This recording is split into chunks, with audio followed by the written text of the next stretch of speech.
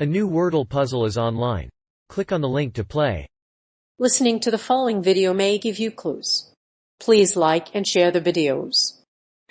Russian posters smear famous Swedes as Nazi supporters. The Russian government has not commented on the recent Russian posters that smear famous Swedes as being Nazi supporters. But the Swedish government has described the posters as unacceptable and an insult to the country's culture and resistance. Some Swedes are surprised to hear that they are being compared to Nazis, and some have asked whether it's a case of mass propaganda. Swedish resistance. A former Swedish prime minister has said that the posters could denazify the country. He also suggested that they are a means of justifying a war against Sweden. In fact, accusing Western countries of Nazism is a common justification for war. But what exactly is the motive behind these posters?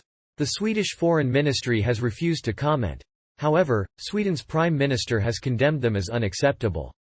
The campaign has been sparked by claims that Russia has launched a disinformation campaign against Sweden.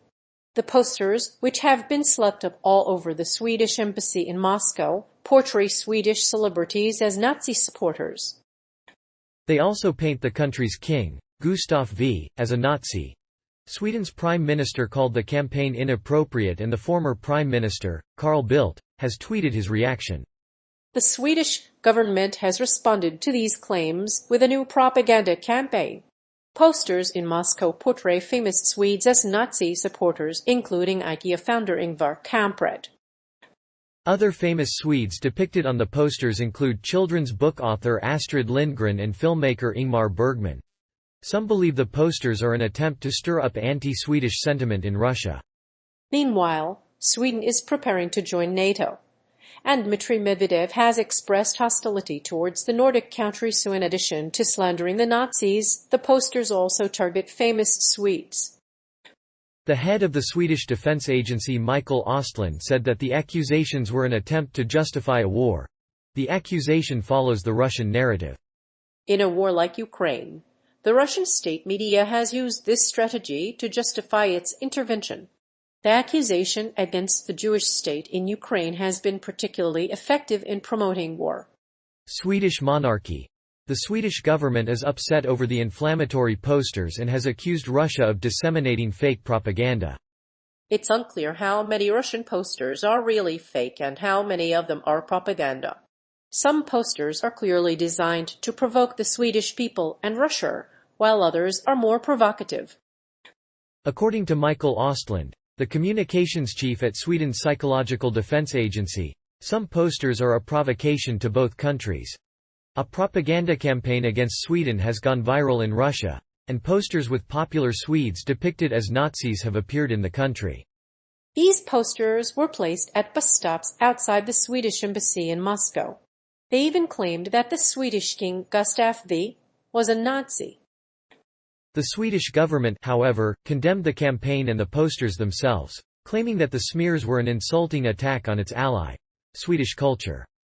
As Sweden prepares to join NATO, Russia has been increasing its propaganda war against the country. Posters in Russian bus stations are claiming the famous Swedish are Nazi supporters. The campaign follows controversial comments by Russia's foreign minister, who claimed that Hitler had Jewish blood. In recent days, President Dmitry Medvedev has expressed hostility toward the Nordic countries, including Sweden. This is a hybrid form of warfare that isn't limited to political. The Russian embassy in Stockholm has responded to the accusations with posters asking employees if they were ashamed and if it is hard to work in such an environment. Former Swedish Prime Minister Carl Bildt said that these actions would strengthen Sweden's NATO membership. However, some observers question whether Moscow is supporting neo-Nazis in Ukraine. But Bildt said the recent Russian posters smearing of the Swedish would lead to the country's easier entry into NATO. Some people in Sweden believe this is a disinformation campaign by Russia. There are posters all over the Russian capital with pictures of celebrated Swedish people and selective quotes. The Swedish flag, in fact, is painted in the poster center. A Swedish researcher has criticized the campaign as a provocative action against Sweden, and he believes it's a disinformation strategy to demonize Sweden. Gelberg, who has no ties to either man, has denied any connection to the Holocaust or any Nazi sympathies. He has attempted to shed his image as a Nazi sympathizer, but the accusations against him have had a disastrous effect. He has also tried to distance himself from his former friends by presenting himself as a victim of media smear. And despite the backlash, he's still refusing to back down. Swedish neo-Nazis. Swedish authorities have issued a statement condemning Russian propaganda which slanders the country's famous people as Nazi supporters. Sweden has a history of promoting freedom of speech, and Russian posters are using that to justify military action in Ukraine and Sweden. Swedish former Prime Minister Carl Bildt said the posters could denazify Sweden. He also said that they were part of the justification for the war. A disinformation campaign against Sweden has been ramped up by Russia, and Russian-language posters smearing celebrities as Nazi supporters have appeared in the capital.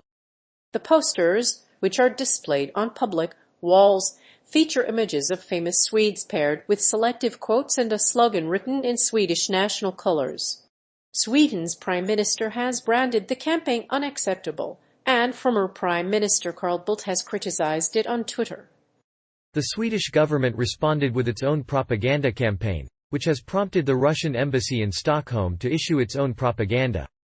Posters aimed at foreigners question their guilt and make defecting to the US or UK more difficult in the near future. But the Swedish government has defended their foreign policy by saying that Moscow's actions against Sweden will strengthen their position in NATO. However, this may be too early to declare that Russia is not a racist country, despite its recent actions against Jews.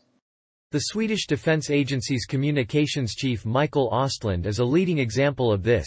He created famous children's book character Pippi Longstocking and expressed his concerns about the Russian invasion. His satirical comments mocked Hitler, a foreign artist and the nemesis of his own people. These comments were hardly surprising. Swedish artist Gustav Lindgren. A new campaign in Russia has been launched in an effort to denazify Sweden by publishing posters depicting a number of famous Swedes as Nazi supporters. The posters, titled "We are against Nazism, but they are not," were posted on a bus stop outside the Swedish embassy in Moscow. The posters even featured the Swedish flag's colors. A former Swedish prime minister said that the campaign was unacceptable. Sweden has reacted in kind to the campaign by criticizing the smear campaign. It has launched a campaign that uses pro-Nazi quotes from Swedish writers, filmmaker Ingmar Bergman, IKEA founder Ingvar Kamprad, and others. In response, Sweden has called the propaganda campaign offensive and asked that it be stopped. While the Russian government has denied the campaign's claims, it has defended the country's right to free speech. In response to the smear campaign, the Swedish Defense Agency has fired back. The Swedish Defense Agency's chief of communications, Mikael Östlund, has condemned the smear campaign and called for the Swedish government to do more to help Ukraine. While the Swedish government does not wish to see any bloodshed, the slanders have been a part of Russian propaganda for years. One such example is the famous Swedish children's book character Pippi Longstocking.